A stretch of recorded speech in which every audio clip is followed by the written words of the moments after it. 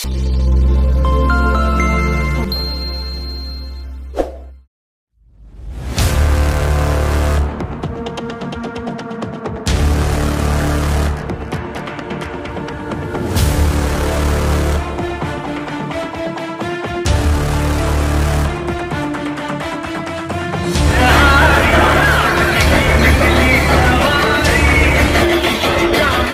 ఎంత కష్టపడి ఇవాళ లేకపోతే రేపు బీజేపీ గవర్నమెంట్ తెలంగాణలో వస్తుంది అనుకుంటాం. కానీ దురదృష్టం ఏంటంటే తెలంగాణలో బీజేపీ రావద్దు అనేవాళ్ళు చాలా జమ అయిపోయినారు పెద్దోళ్ళు. ఇప్పుడు వాళ్ళే అనుకోకపోతే మేము ఎంత కష్టపడి మా ఫ్యామిలీని రిక్స్ చేసిన తర్వాత ఇంత పని చేసిన తర్వాత లాభం మేము ఉండవు కదా. అందుకోసం అయ్యా మీ పార్టీకి దండం, మీకు దండం అని.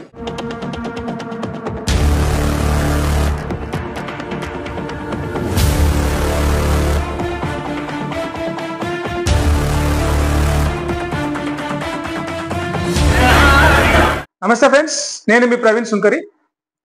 రైట్, బీజేపీలో చేరాలంటే కొన్ని రూల్స్ ఉంటాయి. ఆ రూల్స్ పాటించాలి, ఆ నియమాలు పాటించాలి, ఆ పార్టీ పద్ధతులు పాటించాలి. అయితే బీజేపీలో చేరాలనుకునే వాళ్ళకి, ఇప్పటివరకు చేరిన వాళ్ళు అక్కడ ఉంటాయి ఎట్లాగా పాటిస్తారు, కానీ ఇకపై చేరాలనుకునే వాళ్ళు మాత్రం కొన్ని రూల్స్ ఉంటాయి మీకు, ఆ రూల్స్ పాటించండి అని చెప్పేసి చెప్తాను. ఆ రూల్స్ పెట్టింది ఎవరు అంటే బీజేపీ పార్టీ కాదు. బీజేపీ పార్టీకి రాజీనామా చేసి వచ్చిన రాజా సింగ్.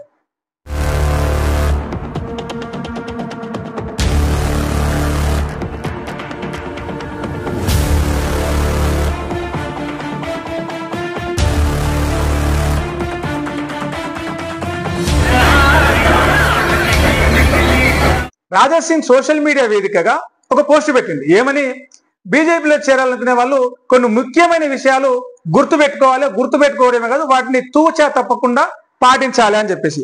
అవేంటి అంటే, బీజేపీలో చేరిన తర్వాత ఇతర పార్టీలు, మీరు అప్పటి వరకు పనిచేసిన పార్టీ వదిలేసి మీరు బీజేపీలో చేరాలనుకుంటే మాత్రం మీరు జరగాలనుకునేది, మీరు కోరుకునేది మీ నియోజకవర్గంలో కావచ్చు, మీ జిల్లాలో కావచ్చు, మీ మండలంలో కావచ్చు, మీ పార్లమెంట్ నియోజకవర్గంలో కావచ్చు, ఎక్కడైనా సరే మీరు ఏ ప్రాంతం నుంచి వచ్చిర్రో ఆ ప్రాంతంలో మీరు ఏం చేయాలనుకుంటారో అది చేయలేరు, అది చేయరు, అది జరగదు.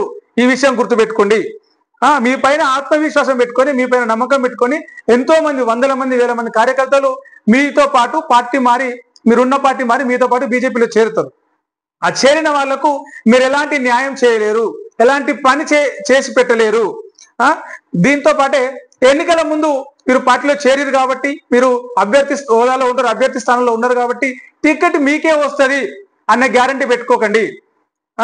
బీజేపీలో మీరు చేరుకుంటే కదా ఫస్ట్ సీట్లో ఉంటారు.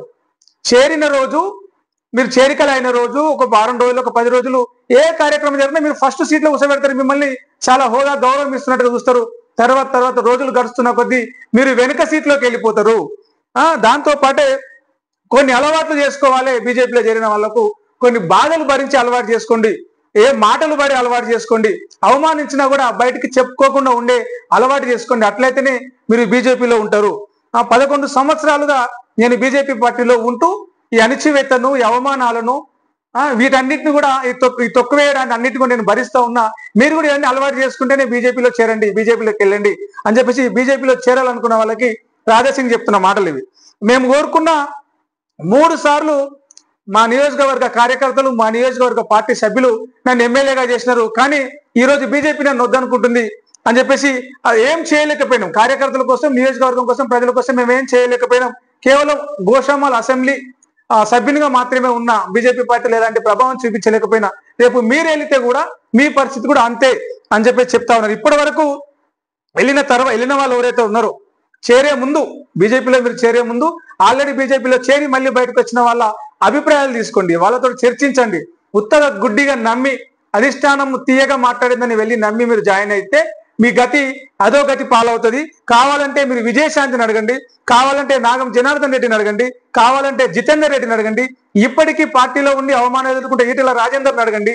ఇట్లా రకరకాల వ్యక్తులు వాళ్ళని అడిగి తెలుసుకొని చేరండి. ఎందుకంటే బీజేపీలోకి ఒకసారి వెళ్ళిన తర్వాత, వెళ్లే ముందు వారం రోజుల ముందు, 10 రోజుల ముందు, వెళ్ళిన తర్వాత నెల రోజులు మాత్రమే మీకు గౌరవం లభిస్తుంది. ఆ తర్వాత మిమ్మల్ని ఎవరు దేకరు.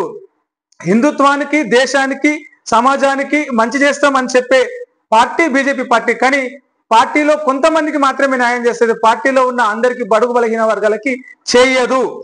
తెలంగాణలో బీజేపీ పార్టీ మా జాగీర్ అనుకునే వాళ్ళ వల్లనే తెలంగాణలో ఇంకా 10 ఏళ్ళైనా బీజేపీ పార్టీ అధికారంలోకి రాదు అన్నట్టుగా రాజా సింగ్ ఎవరైతే ఆయన ఆయన ఎవరి ద్వారా అయితే ఆయన ఇబ్బందులు ఎదుర్కొన్నాడో, ఎవరి ద్వారా అయితే ఆయన బాధపడ్డాడో వాళ్ళందరి గురించి బీజేపీ పార్టీలో చేరాలనుకునే వాళ్ళకి ఆయన కొన్ని సలహాలు సూచనలు చేస్తా ఉన్నాడు. ఎవరు ఇప్పుడు గువ్వల బాలరాజు వేయండి తాజాగా, రేపు ఇంకో కొంతమంది వస్తారని చెప్పేసి రామచంద్రరావు బీజేపీ అధ్యక్షుడు ఎవరైతే కామెంట్ చేసిందో ఆయన ఆ కామెంట్ చేసిన నేపథ్యంలో మీరు బీజేపీలోకి పోవాలనుకుంటే కనుక ఇవన్నీ పాటించండి, మీరు మనసు చంపుకోండి, అవమానాలు భరించండి, బాధలు భరించండి, మీరు వెనుక సీట్లో కూర్చునేందుకు అలవాటు చేసుకోండి, ఇట్లయితేనే మీరు బీజేపీ పార్టీలో పోండి, లేకపోతే పోకండి. ఎందుకంటే 30 ఏళ్ళుగా నేను అక్కడ ఉంటూ 15 ఏళ్ళుగా ఎమ్మెల్యేగా ఉంటూ అక్కడ చేసి పనిచేస్తున్నా కాబట్టి ఆ బాధలు నాకు తెలుసు, నా మనసు అర్థం చేసుకోండి, లేదంటే మీరు కూడా బాధపడతారు అని చెప్పేసి రాజా సింగ్ చెప్తున్న మాటలు ఇవి. సో ఒకవైపు బీజేపీలో చేరికలు ఉంటాయని చెప్పేసి అధ్యక్షుడు అట్లా చెప్తా ఉంటే ఆ పార్టీలోంచి బయటకు వచ్చి ఇంకా గోషమాల్ ఎమ్మెల్యేగా ఉన్నటువంటి రాజా సింగ్ చేస్తున్న ఈ మాటల వెనకాల అర్థం ఏంటిది, ఆయన ఎంత క్షోభ అనుభవించింది. సో బీజేపీలో ఎట్లా ఉంటుంది నిజంగా కూడా అక్కడ ఒక మతతత్వ పార్టీ అంటారు, అగ్రకులాలకే పెద్దపీట వేస్తారంటారు. సో బీసీల నుంచి ఎదిగిన వాళ్ళు ఉన్నప్పటికీ కూడా వాళ్ళకు కూడా లోపల దక్కేది అంతంత మాత్ర గౌరవమే అని చెప్పేసి రాజా సింగ్ చేసినటువంటి పోస్ట్ వల్ల తెలుస్తా ఉంది. సో రేపు బీజేపీలో చేరబోయే వాళ్ళు ఎవరు ఉన్నారో ఇప్పటికైనా సరే, ఇప్పుడున్నారు 2 మంత్రులు, కేంద్ర మంత్రులు, రాష్ట్రానికి తెచ్చింది ఏంది, ఏం తేరు. వాళ్ళు ఇక్కడికి రావాల్సిన మెట్రో పైసలు ఇంకో దగ్గర ఇస్తే అది పోస్ట్ పెట్టుకుంటారు ఆయన కేంద్ర మంత్రి బండి సంజయ్, ఆహా ఓహో ప్రధానమంత్రి గారు ఆ రాష్ట్రానికి ప్రాజెక్టు ఇచ్చిందని. మనకు రావాల్సిన ప్రాజెక్టును, మనకు రావాల్సిన పైసలు ఇవ్వకపోతే మాత్రం ఒక్కసారి కూడా పార్లమెంట్ లో ప్రశ్నించరు. సో వాళ్ళు అక్కడ అధిష్టానంలో ఉండి జస్ట్ ఉండిపించుకోవడానికి మాత్రమే, ఉండడానికి మాత్రమే, ఇక్కడ జనాలతో ఓట్లు వేయించుకోవడానికి మాత్రమే, కానీ ఇక్కడ తెలంగాణకి ఏం ఉపయోగం ఉండదు అనేది కూడా మనం అర్థం చేసుకోవాల్సిన విషయం. ఆయన చెప్పకనే చెప్పింది ఇండైరెక్ట్ గా రాజా సింగ్.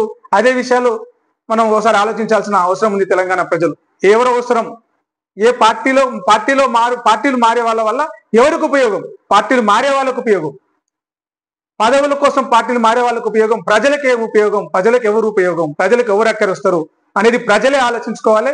రేపటి నాడు తీర్పు చెప్పాల్సి వచ్చిన రోజు ప్రజలే నిర్ణయం తీసుకోవాలి, ఎవ్వరి మాటలు నమ్మాల్సిన అవసరం లేదు. రైట్, నేను మీ ప్రవీణ్ సుంకరి, మరో వీడియోలో మళ్ళీ కలుస్తా. ఈ వీడియో కింద మీ కామెంట్ చెప్పండి, సబ్స్క్రైబ్ చేయండి, సపోర్ట్ చేయండి. Thank you.